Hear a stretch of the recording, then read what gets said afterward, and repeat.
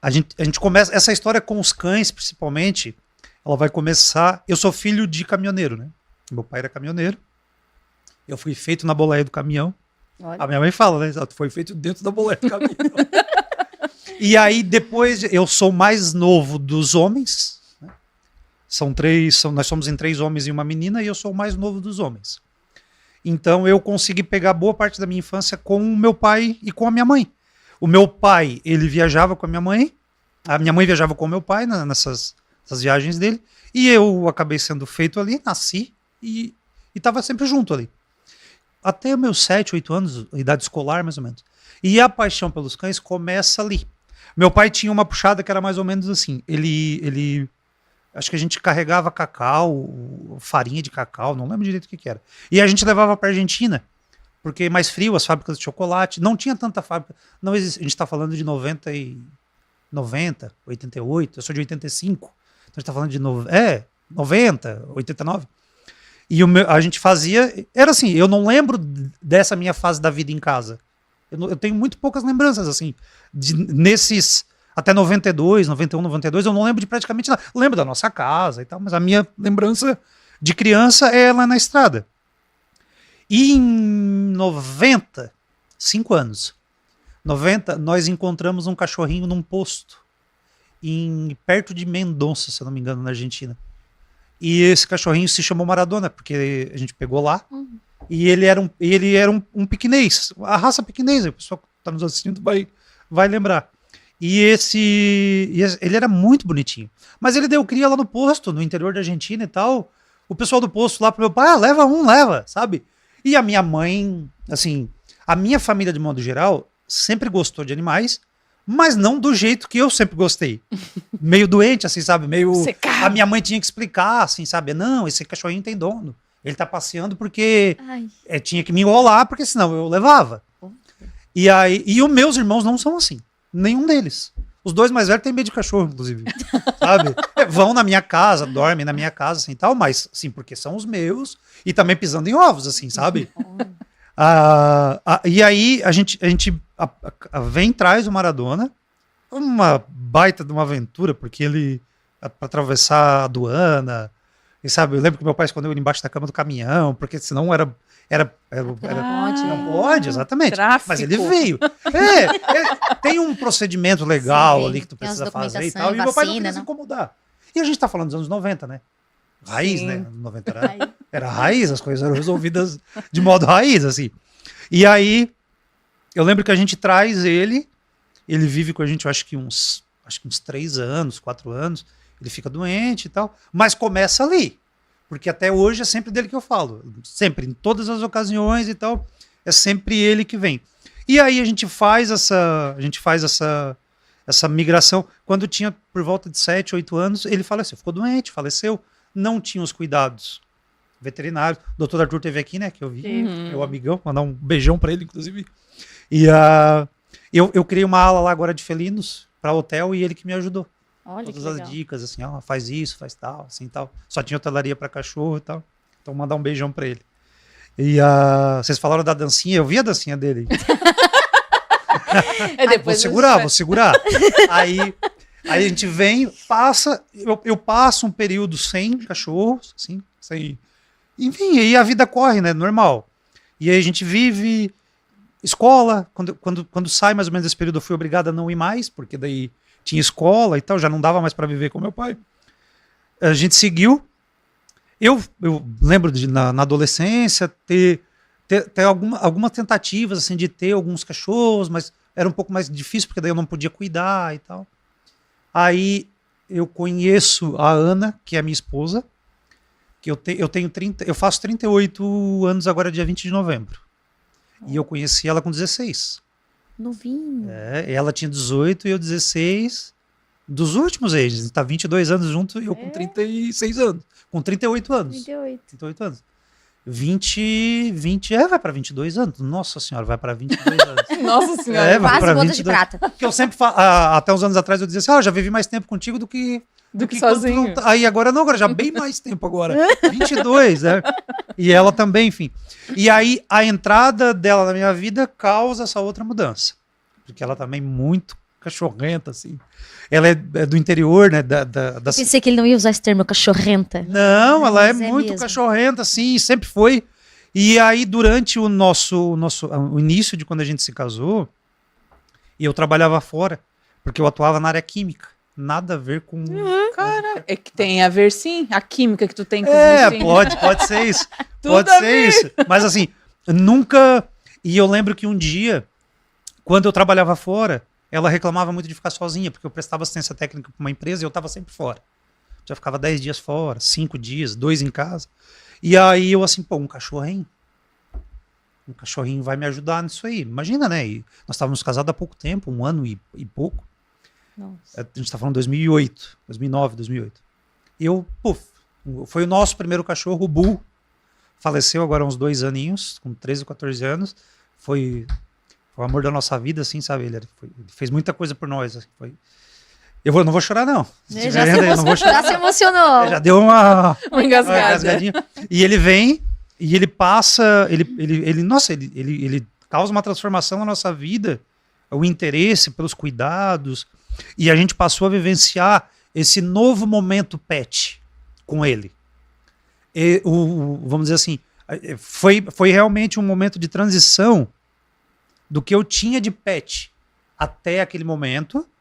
Por que eu falo dessa transição? Porque hoje, graças a Deus, é muito diferente. Os cuidados, o desenvolvimento, o meu trabalho só surge por conta dessa mudança de mentalidade das pessoas, né? O que era o cachorro nos anos 90, anos 80, né? Tanto que a gente via um cachorro de 10 anos, era velho. Uhum. O pessoal falava, um cachorro tem 8 anos, 10 anos, nossa, tá velho. Andava Hoje de ele arrasto. Hoje ele tá em meia vida, sabe? É pra viver 20 anos e tal. É. A medicina veterinária, as questões comportamentais, os medicamentos, os fármacos, tudo evoluiu muito. Então, como a nossa também, né? A vida humana também, a perspectiva de vida aumentou e tal. E ele causa essa mudança. A gente viu essa mudança porque ele era nosso filho. Assim, tudo preocupava muito. Tudo a gente ficava muito preocupado. Era tudo em cima e tal. E aí, isso em 2009, eu consigo um trabalho fixo aqui em Criciúma. Fiquei aqui. Mas era um mundo empresarial, assim, muito difícil, sabe? Apesar de eu já levantava minha mão pro céu, assim, porque nesse entreposto de vida ali, em adolescência e tal, foi um período muito turbulento da minha vida, principalmente, né? Até encontrar a Ana, que talvez, né, o teu nascimento, eu ter encontrado Maradona naquela vez, ter feito todo aquele escândalo pro meu pai. Apanhei lá, eu lembro que eu apanhei lá, porque não vai pronto, sabe? E vai, é muito incrível, né? Porque eu nunca desafiei meu pai na vida, nunca. Ele andou fazendo umas besteiras depois de velho aí e tal, e sabe? E mesmo assim, alguns anos atrás, eu lembro que ficou bravo lá um dia que me dá na cara e tal. Eu falei, cara, pode dar? Não vou levantar a mão, você pode ficar. Continuei, e naquele dia eu desafiei.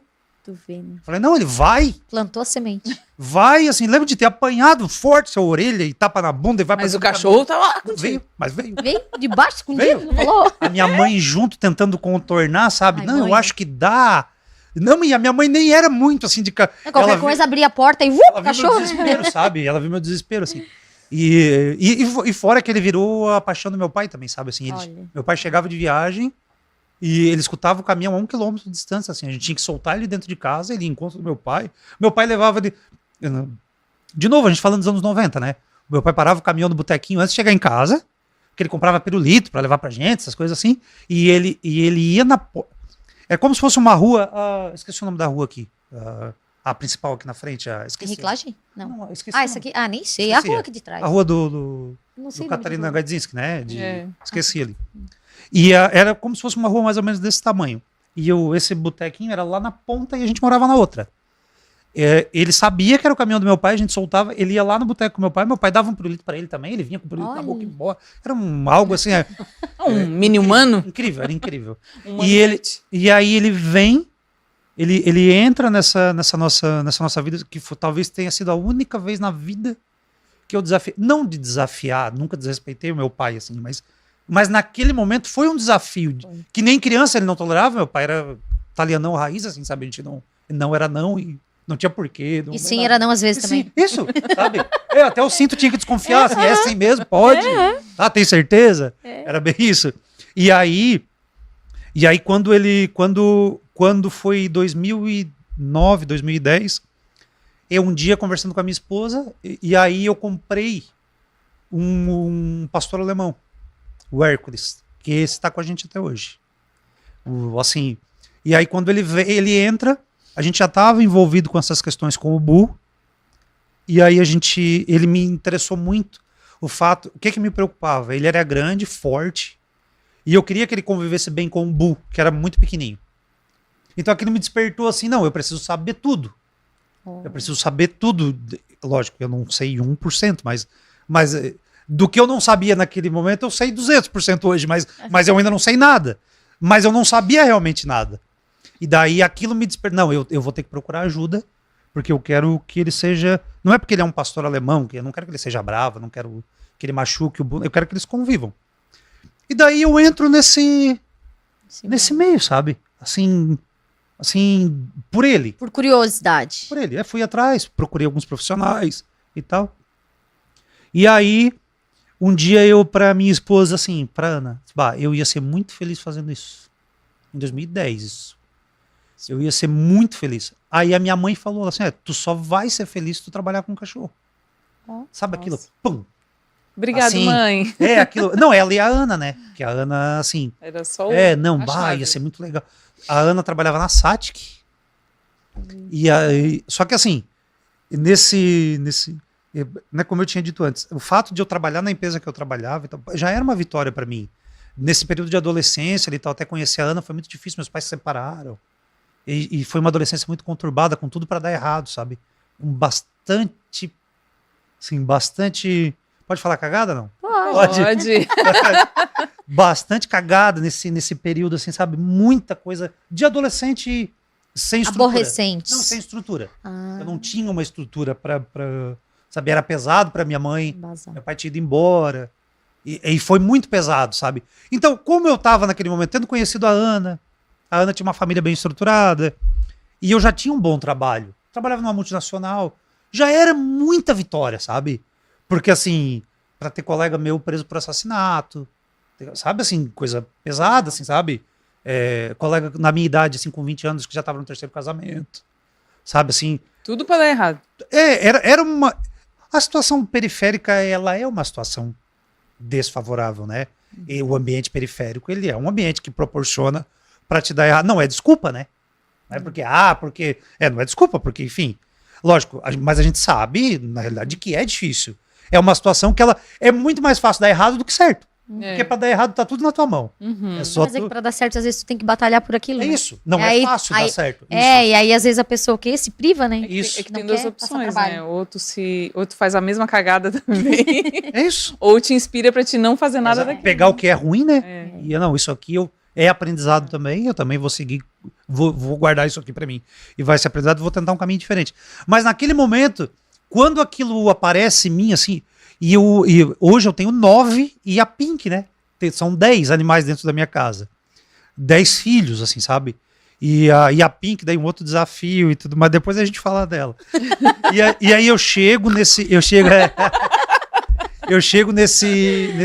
momento assim, eu vou, porque tá tudo tão certo, sabe? A Ana com um bom emprego, eu tinha um bom emprego. Muito difícil, assim, porque era o nosso setor ali, químico, e esse momento de 2010 era um momento de transição política, assim, sabe? Era um momento difícil, passava... E era muita pressão, sabe? Eu não dormia, tava tomando antidepressivo, sabe? E a gente tá falando de... Eu tinha 20 anos, né? 85. Eu tinha 24 anos, 25 anos. E tava muito difícil, sabe? Eu lembro que um dia tem um irmão que mora em São Paulo, mais velho, tava na minha casa e ele conversava isso com a Ana, sabe? O André tá muito ruim, assim, ele não é assim. Sabe? Ele tá muito pesado, ele não conversa, não... E daí eu procurando eu falei assim, isso aí era uma coisa que ia me fazer muito feliz, sabe? Muito, como faz, né? Completamente.